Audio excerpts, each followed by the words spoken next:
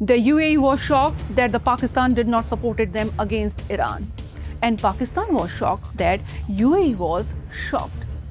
ये बयान है पाकिस्तान के एक पूर्व राजनयिक का। ये बयान छपा है द न्यूयॉर्क टाइम्स में। वहीं इंडोनेशिया न्यूज एजेंसी RTV में एक आर्टिकल छपा है जिसका टाइटल है UAE initiates mass deportation of Pakistani workers amid diplomatic rift. Diplomatic rift जिसका मतलब होता है राजनयिक संबंधों में दरार। और आपको याद तो होगा ही कि ऑपरेशन सिंदूर अभी जारी है।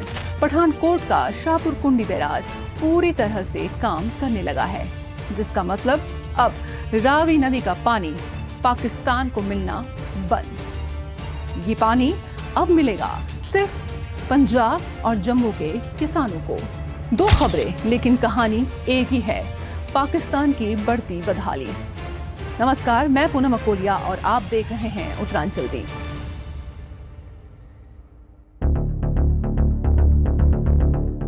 अमेरिका की प्रतिष्ठित अखबार द न्यूयॉर्क टाइम्स ने अपनी रिपोर्ट में दावा किया है कि UAE और पाकिस्तान के संबंधों में गहरी दरार आ गई है। रिपोर्ट की जो हेडलाइन है वो अपने आप में बहुत कुछ कहती है।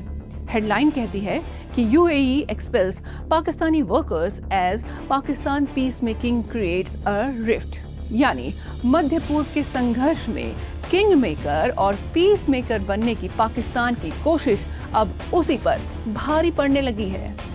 रिपोर्ट के मुताबिक UAE को उम्मीद थी कि जब ईरान ने UAE पर हमला किया था तब पाकिस्तान उसका खुलकर समर्थन करेगा, लेकिन पाकिस्तान को तो पीस मेकर बनना था, किंग मेकर बनना था, और यहीं से शुरू हुई UAE की नाराजगी।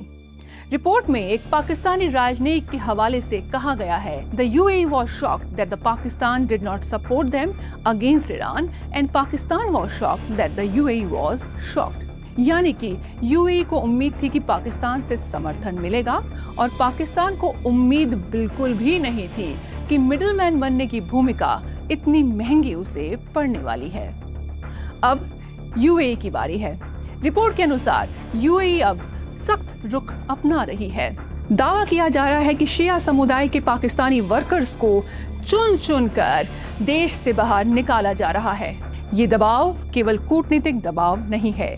UAE ने पाकिस्तान को बहुत कर्ज दिया है और उसी कर्ज का एक हिस्सा $3.5 अरब UAE वापस पाकिस्तान से मांग रहा है, लेकिन बार बार मांगे जाने के बाद भी पाकिस्तान ने ये कर्ज वापस नहीं दिया।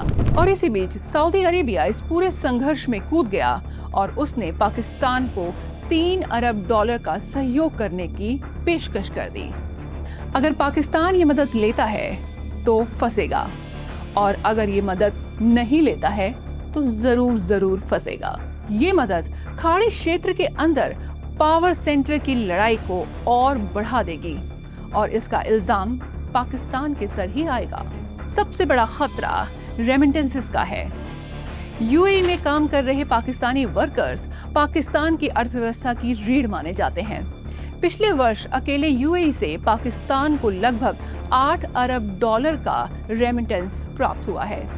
यदि बड़े पैमाने पर वर्कर्स की वापसी हो जाती है तो पाकिस्तान की विदेशी मुद्रा भंडार पर बहुत बुरा असर पड़ेगा, बेरोजगारी बढ़ेगी और पहले से ही पाकिस्तान की संकटग्रस्त अर्थव्यवस्था पर और ज्यादा दबाव पड़ेगा। यानी खस्ता हाल पाकिस्तान और भी ज्यादा खस्ता हाल होने के लिए तैयार है। साल 1979 पंजाब के पूर्व मुख्यमंत्री प्रकाश सिंह बादल और जम्मू कश्मीर के पूर्व मुख्यमंत्री शेख अब्दुल्ला शाहपुर कुंडी बैराज की परिकल्पना करते हैं और इसके बाद 1982 में आधिकारिक रूप से तत्कालीन प्रधानमंत्री इंदिरा गांधी इस बांध की नींव रखती हैं। फिर सालों की खामोशी, फाइलें, राजनीति और इंतजार। लेकिन 2018 में रुकी हुई कहानी फिर से गति पकड़ती है। नरेंद्र मोदी सरकार ने इस परियोजना की इम्पोर्टेंस को समझा और रुके हुए काम को शुरू करवाया और 2026 में ये बांध पूरी तरह से बनकर अब तैयार है और इसके तैयार होते ही पाकिस्तान का बुरा हाल है। ये सिर्फ एक बैराज नहीं, पानी की दिशा बदलने वाला हथियार है। रावी नदी का जो पानी दशकों से भारत से निकलकर पाकिस्तान में जाता है और पाकिस्तान की धरती को सींचता रहा, वो पानी अब भारत के किसानों की जमीनों को सींचेगा। और यहीं से शुरू होती है असली कहानी। पाकिस्तान के कई इलाके रावी नदी के पानी पर पूर्ण रूप से निर्भर हैं। जी हाँ, पूर्ण रूप से।